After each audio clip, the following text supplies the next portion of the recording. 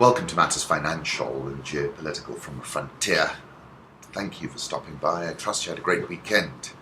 I've got an awful toothache, which I'm looking to go to the dentist for imminently, but I thought if I did the podcast after I went to the dentist, no one would understand a word I said. I look forward to this Saturday's Mindspeak with January Makamba, and I did a short trailer on Friday afternoon ahead of that Mindspeak with him. He was visiting in Nairobi. Do take a look at that, and I'd like to thank Bob Collymore for hosting a fantastic dinner on Saturday night for January. Lots of good people, and I'll put up the boys' photograph with January. Mike Macharia, Joshua was there, Peter Kenneth, all kinds of people. I'd like to thank Bonnie Tunya of CNBC for today's interview. We talked about the NSC, crude oil, and the Teflon shilling. Macro thoughts: the dollar is our currency, but it's your problem. This is what US Treasury Secretary John Connally said to his counterparts in the Rome G10 meeting in November 1971. And I think it is going to be a big problem for everybody. Home thoughts: I'm reading two books. One of them is The Dharma Bums by Jack Kerouac. I felt like lying down by the side of the trail and remembering it all. The woods do that to you. They always look familiar, long lost, like the face of a long dead relative, like an old dream, like a piece of forgotten song drifting across the water. Most of all, like golden eternities of past childhood or past manhood, and all the living and the dying and the heartbreak that went on 1,000,000 years ago, and the clouds as they pass overhead seem to testify by their own lonesome familiarity to this feeling.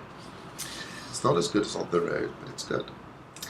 I took this photograph of the moon at 7:40 a.m. with my Note 4, and I came across this article in The Independent. When in perigee, the moon is around 50,000 kilometers closer than when it is furthest away, or in apogee. On the 19th of March, the moon will become full on the same day it is in perigee and appear in the sky as an enormous glowing orb. Unlike solar eclipses and other celestial treats, supermoons occur every 13 months and 18 days. However, these events are not always noticed, as they can be masked by clouds and poor weather. George Maud, the treasurer of the Thanet Astronomy Group, told Mirror Online he was looking forward to the double event of the supermoon and the eclipse. The supermoon is well worth looking at. It is a rarish event, and with binoculars you see impressive details of the moon's surface that you can't during a full moon because it's too bright. Srija Popovic, in an article in The Guardian, says resistance is possible and that it doesn't have to be about boring sit-ins, and I like the photograph. Aon Risk Solutions, a unit of Aon plc, issued its annual political risk map. I'll put up an image, but listen to this. The last 12 months have just been catastrophic countrywide risk, said Curtis Ingram, Vice President of the Political Risk Practice. It's almost like a vacuum has opened up and a lot of bad actors have moved in Crimea and eastern Ukraine, Nigeria, Iraq, and elsewhere. Robert Fisk writes, and in their golden palaces the Saudis tremble. In their golden palaces the Saudis fear. They fear the Iranians, they fear the Shia, they fear ISIS and Al-Qaeda. They fear the Muslim Brotherhood, they fear American betrayal and Israeli plots. They even fear the power of tiny Qatar. They fear their own Shia population, they fear themselves. For where else will the revolution start in Sunni Muslim Saudi but within its own royal family? Remember that your kings are perpetually old, and that your foreign minister uses a walker when he moves around his palace or greets the kingdom's visitors, as he did, rather pathetically, when John Kerry turned up.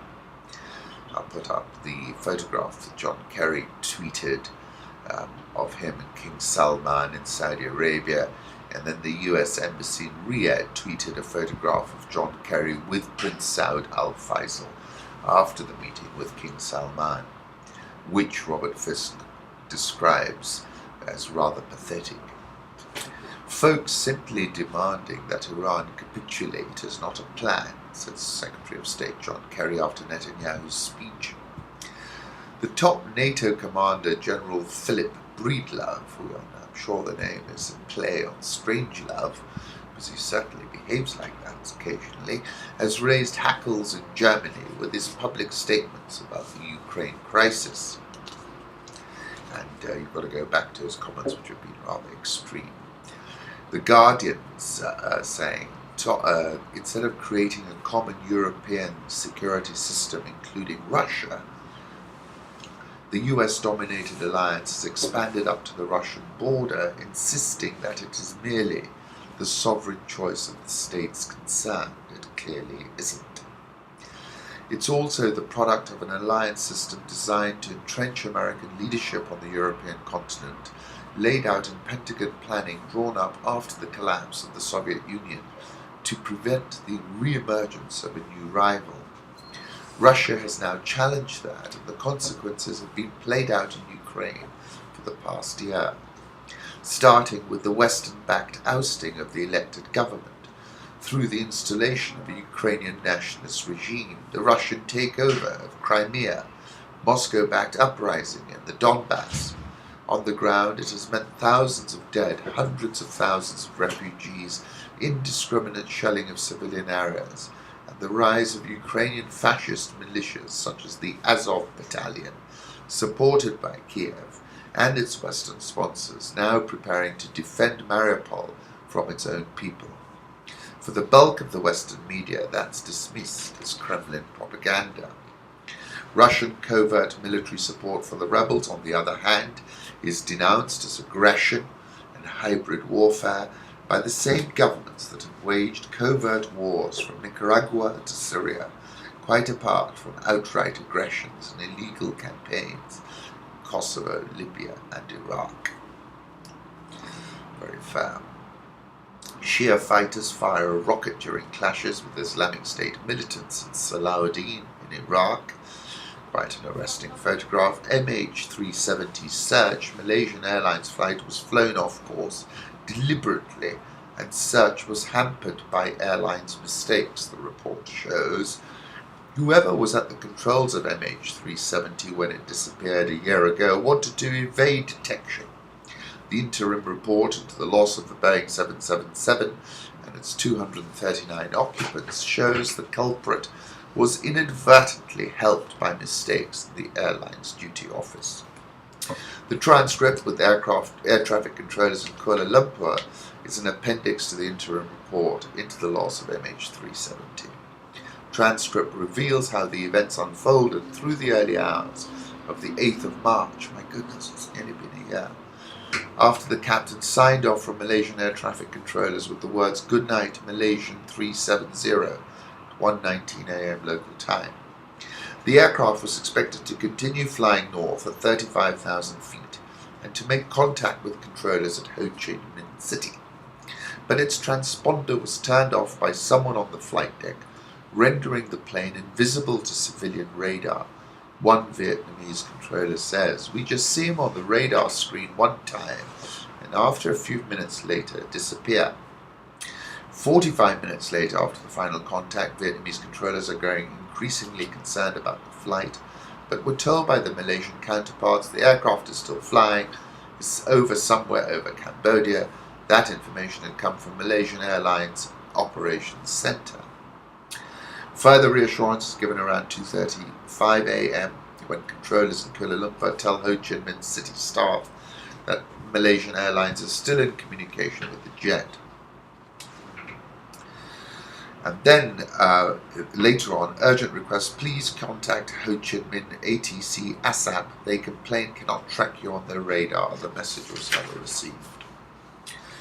And on the 25th of August, I said the signal announcing this new arrhythmic normal world was the disappearance of MH370. It was clearly shot down, I think, somewhere near Diego Garcia. For years, he'd been studying the phenomenon of chaos, of which an arrhythmic heartbeat was a perfect example. Coming to the currency markets, the euro has popped a little bit higher to 108.65, dollar index 97.745 when I checked last, Japanese yen 120.85, Swissy 0.9850, pound 150.57. When I walked in about 150.72, Aussie 0.7690, India rupee 62.74, South Korean won, that's offered 11.85, Rial 306.23 going to 4, Egyptian pound 763.20, and the rand, would you believe it, is above my target of 12. Dollar index, I'll put up a 3-month chart. I've written about it severally and mentioned it ad infinitum, but the Bloomberg dollar spot index rallied 2.3% on Friday to 1198.93, the highest in data going back to 2004. Third weekly gain for the gauge, which has risen 6% in 2015. Payrolls, 12 straight month of payroll gains, and where they've increased by more than 200,000, best run since March 1995. I wrote about this when I was talking about Hypnotize and the music from 1997. Now it's gone back to 1995. Euro dollar 108.65. I'll put up a 3-month chart. Sank 3.1% on Friday. Touched 108.40, lowest level since September 2003. Third straight weekly loss. I think it's going lower still. Commodity markets, crude oil, I'll put up a 3-month chart, $49.34. I think it's headed below 40. Storage is now full. People are not pumping less, they're pumping more. Gold, 1169.415. I still remain bearish, and I think we'll have a triple-digit print this year. Very interesting piece on Reuters. Falling commodity prices, political upheaval, and simmering conflict are exposing the differing fortunes of Africa's economies, undermining the idea that the continent of 1 billion people is on one collective ascent. Sub-Saharan Africa achieved annual growth of more than 5% over the last decade. Foreign investment has more than quadrupled over the same period, feeding the popular catchphrase that Africa is rising. Africa Rising served a purpose because it alerted people who weren't interested in Africa before to the opportunities. It is useful to move away from that now and give each country individual attention and accept that some will build on success and others will fall back. FDI into 4 resource-rich countries, South Africa, Nigeria, Ghana, and Mozambique, totaled $23 billion in 2013, more than the rest of Sub-Saharan Africa combined, according to data from the 2014 United Nations World Investment Report. Brazil still receives more FDI than the whole of Africa. And then saying, despite countries such as Kenya, Ghana, Rwanda, Zambia tapping international debt markets in recent years, growing their stock markets, 70% of Africa's total portfolio investment remains in South Africa. And somebody else saying it's a very long-term growth story. And I tweeted this 283 days ago when I was in Maputo, and I was looking at the photograph of the poster for the Africa Rising conference. And I tweeted Africa Rising, but no longer in the rising tide floats all boats way it was in 2012 and 2013. Tanzanian President Kikwete made a historic Rwanda trip over the weekend. I'll put up a photograph. South African all-share up 7.61% year-to-date. This is a record all-time high. Dollar rand, I'll put up a 6-month chart over 12 at 12.03. Egypt pound 763.60 and seems to have stabilized here for now. Egyptian stock market EGX 30 up 8.01% year-to-date. Nigeria all-share strong session on Friday. It's down 10.16% year-to-date. Foreign reserves fell 9.04% to 30.87 billion by March 4 from 33.94 billion a month earlier. SITE is quoting a recording as saying, "We announce our allegiance to the Caliph and will hear and obey in times of difficulty and prosperity." This is ISIS and Boko Haram. US State Department Deputy Spokeswoman Mary Harf on Friday issued a sharp rebuke to Kiir and Machar for not reaching an agreement. "We strongly condemn the lack of political leadership to resolve this man-made conflict that has exacted a terrible cost over the past 12-15 months. The Ghana Stock Exchange is down 3.87% year to date. There was a huge demonstration in Maputo on the assassination of the constitutional lawyer Jesus Sistak. I put up a couple of images I found off Twitter, and then another one of the police stopping the peaceful march. Very interesting article in the Mail and Guardian about rise of Africa's luxury-loving super-rich, from Nigeria's champagne love affair to South Africa's cosmetics obsession. New gold rush for the African consumer generally targets the continent's burgeoning middle class. Consultancy firm McKinsey predicts that this consumer spending will reach $1.4 trillion in 2020, from about $860 billion in 2008. Though many African countries are growing from a low base and income distribution is often very unequal, the number of wealthy, status-conscious people is set to double in the next 10 years. The number of ultra-high net worth individuals, people with $30 million to burn, has ballooned, increased 3.7% in 2013 to 0.1 billion. Wealth witnessed an increase of 7.3% to 1.3 trillion. This is all set to grow. As wealth increases, so too will levels of spending on luxury goods. South Africa was usually seen as the only entrenched market for luxury goods in sub-Saharan Africa. For example, in luxury cosmetics, South Africa is one of the world's strongest growth markets. Its total premium cosmetics market was valued at around $773 million in 2011. High number of wealthy individuals, $71,000 millionaires. And then talking about these new very ultra high net worth, talking about Nigeria's champagne love affair. In 2012, Nigeria spent $59 million on the consumption of champagne alone.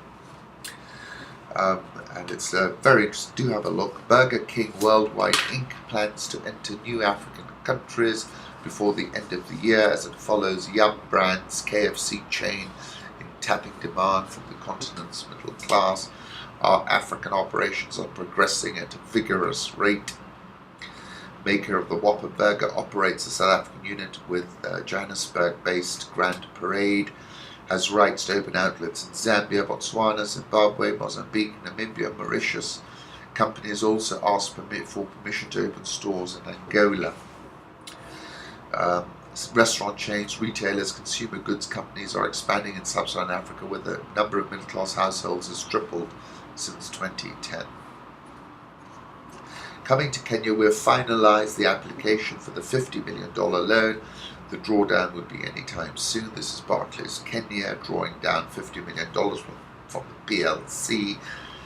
Had a very strong price reaction on Friday, higher after they hiked the dividend 42.85%, and full year profits increased 10.03%. The Nairobi All Share lost about 100 points last week. It remains it lost about over 2.5% profit taking since last Friday. It's up 5.91% year to date. NSE 20 up 5.85% year to date. Lost 100 points last week. And if there's any listed share you want to check, just go to the last link on Rich Wrap-Ups and you can check anything you wish. Once again, thank you for stopping by.